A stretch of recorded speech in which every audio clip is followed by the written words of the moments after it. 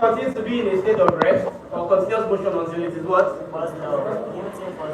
Until what happens? Until it's acted upon by an external force. Right? So, your energy is there, your potential is there, it's resting. You have to be the external force that's going to act on top of that potential so that you can now make it do work. And then when it does work, you can get results. Did I lose the art student? Yes. Okay, so let's backtrack a little. What I'm trying to say here is this. Now you might have an idea, right? And you want to write a book. And for as long as it remains an idea in your mind, the book will never come out. You now have to do something, which means you have to take a pen, paper, you have to take your phone, you have to take your iPad, your laptop, and write it out or type it out, so that it now becomes something that leaves your mind and becomes something that people can read. And until that happens, you just have potential. Is potential useful? Yes, it is useful. But when potential is still potential, it has no benefit to anybody. Which means it is important for all of us to do what we call develop our potential. So how do you then develop your potential? How? Anybody, any ideas? Any ideas? Hopefully, let me hear some people give me ideas of how to develop potential. Anybody? Thank you. What's your name? You guys, see your accents? I can hardly hear you guys. Can you project some more?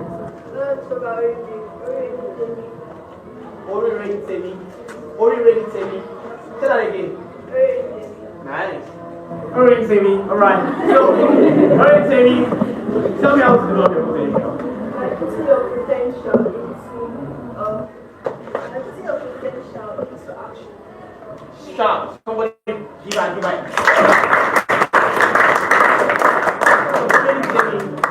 You like to do public speaking? You like to speak? Nice. We'll talk about that later. So, she says that by putting your potential into action, that's one of the ways you develop it, and I fully agree with her. Right? But one of the things you will discover along the line is that for most of you who are students in arts, commercial class, science class, sorry, did I lose the commercial students? Are we still together? We are all still together. Good. One of the things you realize is that when your teachers, are any of your teachers in the building today? Any teacher here? Can any teacher indicate, please? You're a teacher, sir. What's your name, sir? Sir? Shegun, what do you teach, sir?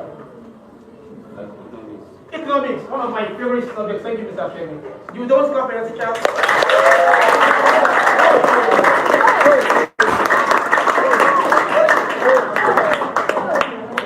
Thank you. One of the things you discover is that Mr. Shegun teaches economics. But for most of us that do not have an interest in economics, we get lost. Sometimes it's even boring. It takes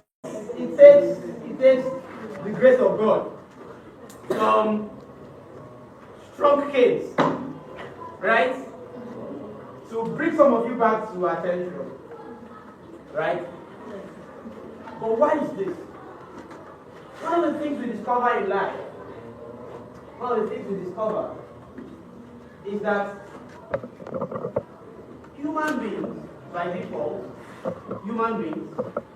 right, we tend to put our energies in the direction of the things that interest us. Do you hear that? So when something interests you, give it your attention, give it your energy, right? Which then means that interest is also a powerful thing. How many of you are interested in this conversation that we are having? So that means I have your attention. But that's the way interest works. When a boy is interested in a girl, he's always seeing her. He's always paying attention to everything she does.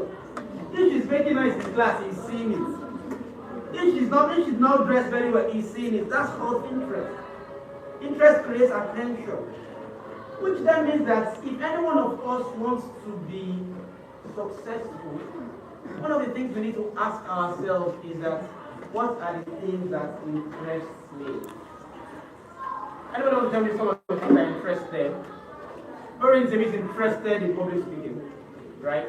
Somebody else wants to tell me something that interests them. Yes, tell me, let me hear it. Say. Remember, no side of music. Music interests you, so you listen to it a lot, right? You are paying attention to it.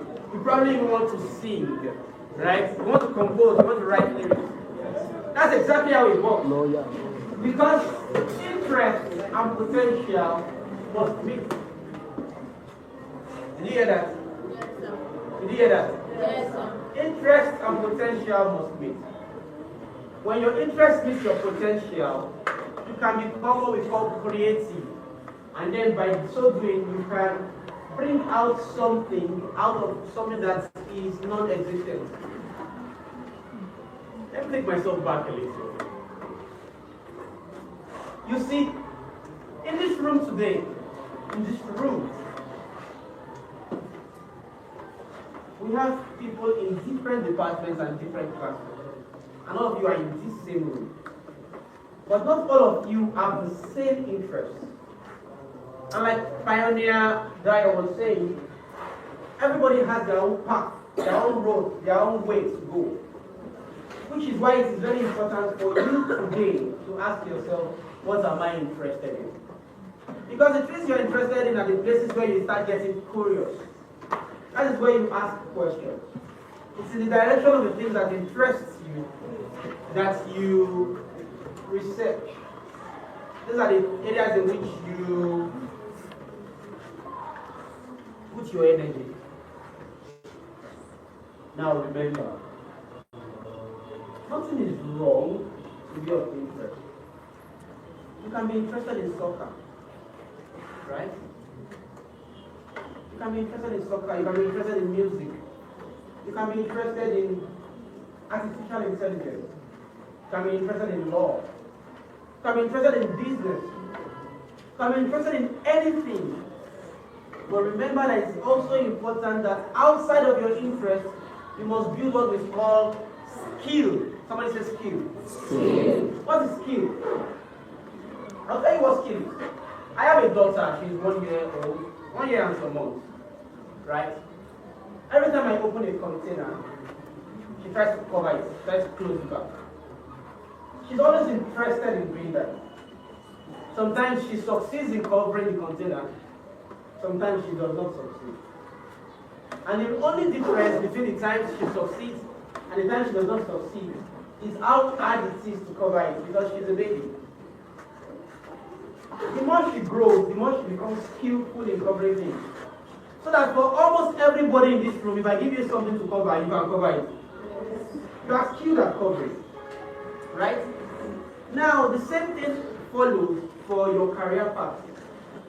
You might be interested in something, but if you don't develop the skill, the capacity, the ability to do that thing very, very well, it is going to be very difficult for you to be successful at that thing. Did you get that? Did you get that? So it is one thing to love music, it's another thing to be able to sing very well.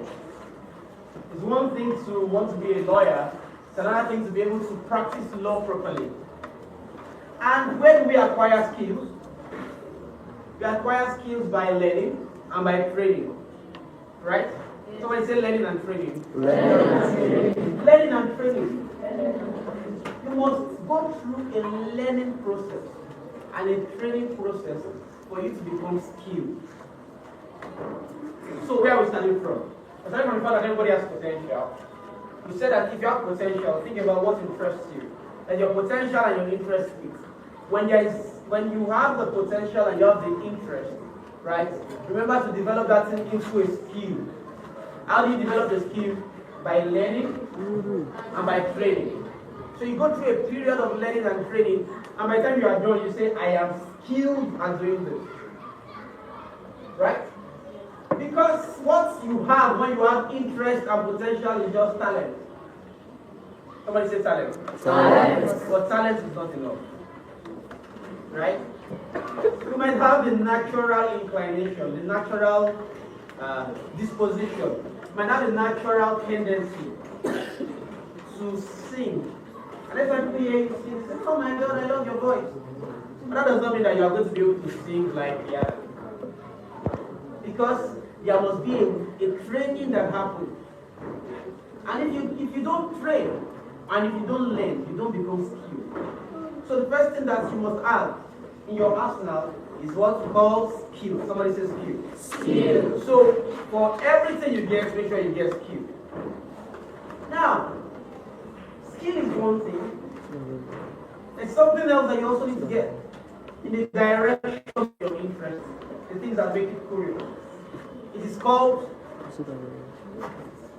knowledge and exposure. Somebody say knowledge and exposure. Knowledge and exposure. What do we mean by knowledge and exposure? Our dear friend is an economics teacher. When it comes to you, it teaches you the principles of economics. It tells you things around what's called demand and supply. Right? That's knowledge. You know what demand and supply knowledge does to you? It simply means that when she becomes a businesswoman, she understands what she needs to do whenever she's having demand. So the higher the demand, the lower the supply. Okay.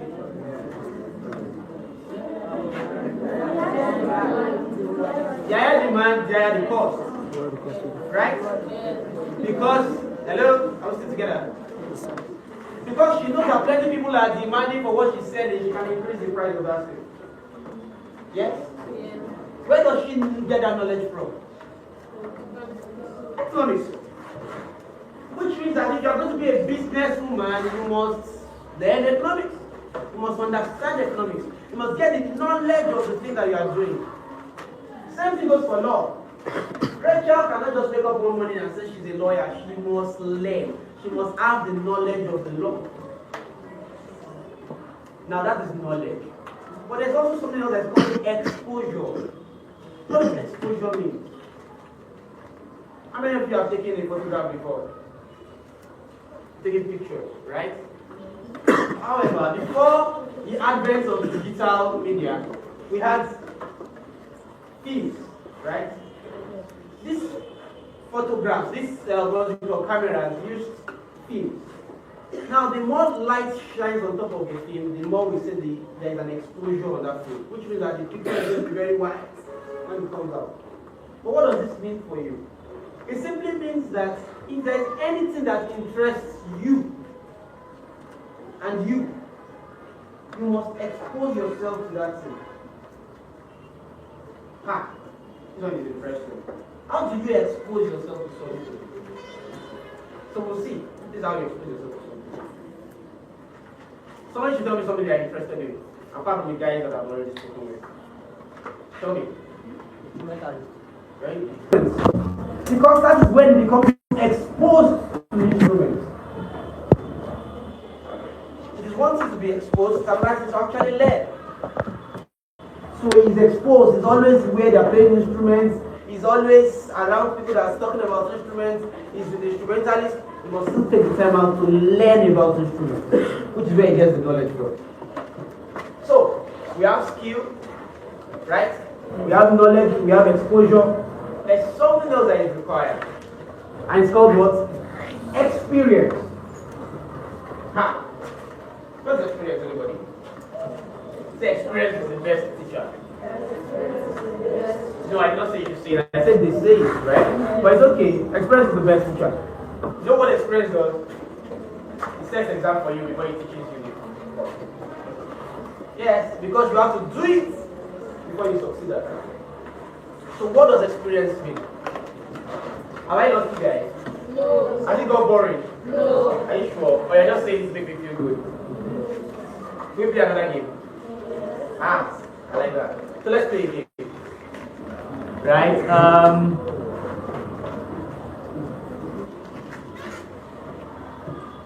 We'll play a game very quickly.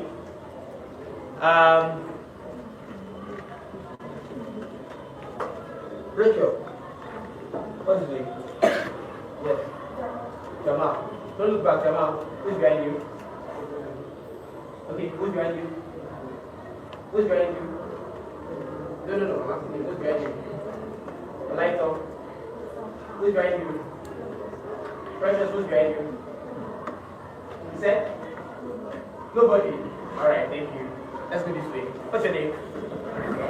Praise. Praise, who's behind you? Elizabeth. Elizabeth. Elizabeth. Who's behind you? Behind you. Don't look back. Behind you. Don't look back. Alright, put your hands together. Let's go back. So, we're saying apart from getting skills, apart from getting knowledge, apart from getting exposure, you need to get experience. So what is experience? Experience simply means that you have found a way to do the thing that interests you. You found a way to do it. Right? So, when you leave school, are we still together, guys? Yes. Remember, rule number 1 is what? Thank you. When you leave school, and you've written your wife, and you passed your JAM, like you all are going to, when you go to higher institution, when you step out into the market for jobs, they're going to ask you to have experience. So how do you acquire experience? Experience is acquired by doing the things that you have already found an interest in and you're trying to learn and get more knowledge around. Which means that in the direction of a career, if it's around a career like law for instance, while Rachel is in school, Rachel is going to look for opportunities for what we call internship. Internship simply means that you're going to go to the place where they're already doing that thing where you want to do, or that you're interested in, and I'm going to tell them that I want to be going with you, I want to be doing the thing with you, although I am not yet qualified to do it. Let's break it down. She wants to do online business. She doesn't know anything about online business here. She will go to somebody who does online business and she will tell the person, can I come and be your intern? Which means that she's going to be trying to do the online business with the person, like an apprentice, right? Until she also gets experience on how to do online business. Because if she starts doing online business today, without any experience, she will not do it well. But by going to meet somebody that's already doing it and understanding the person, following the person, interning with the person, she can gain experience around that thing that interests you. So, which means that when you get to varsity, you must find opportunities for internship in anything that interests you. You want to be a doctor, find opportunities to intern with doctors. You want to be a lawyer, find opportunities to intern with lawyers.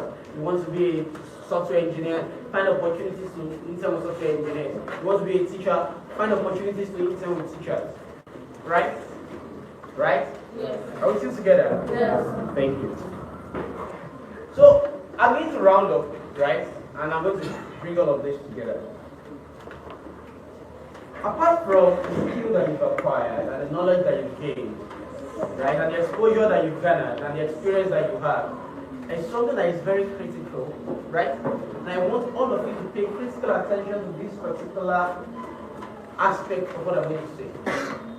One more thing you require to turn all of this into a thriving, successful career in the direction of that thing that interests you is what we call mentorship.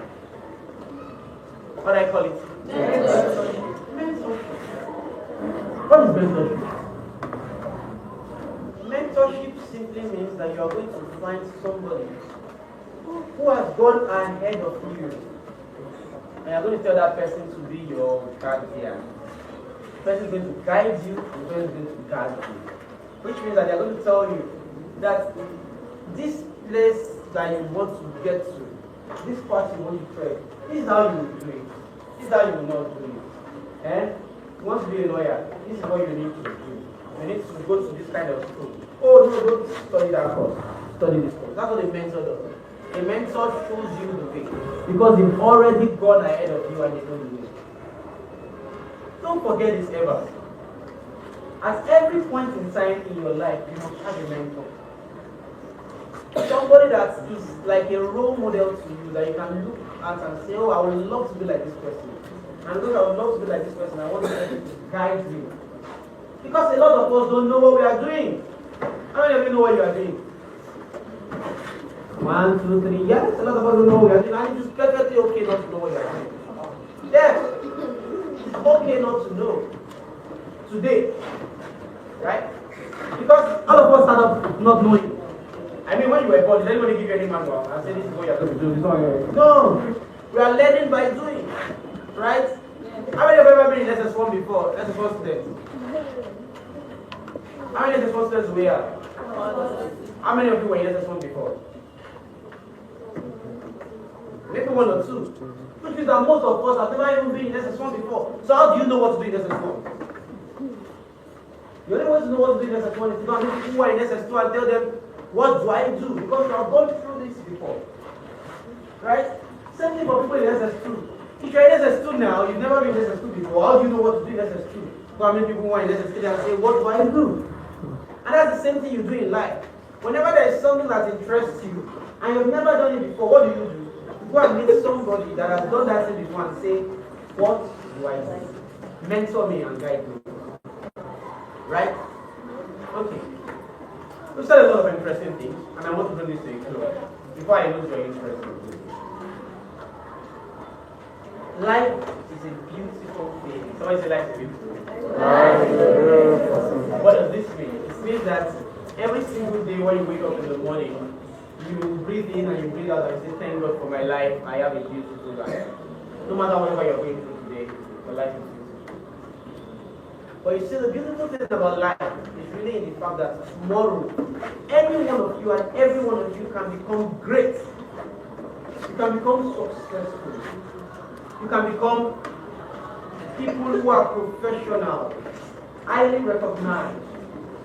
People that people can point at in the society and say, we want to be like Rachel. We want to be like Okiki, right? You want to be like Praise, right? Yes, because you might look at yourself today and say, why would anybody want to be like me? But I can assure you that if you develop your potential in the direction of your interest, if you develop skills, if you develop knowledge, if you acquire learning, if you get exposure, if you give yourself experiences, if you allow yourself to be mentored, eventually you are going to get to the pinnacle of any career that you've chosen. So today you might be curious about something, and that is perfectly okay. But tomorrow, that your curiosity can become a career if you pay attention to these tips that I have given you about how to turn your curiosity into a career. So with these few words, I'm going to conclude. I hope I've been able to impress it upon your mind on how you can truly take something that is interesting you today and is just a potential that is latent and turn that into a very successful career path. Thank you very much, ladies and gentlemen.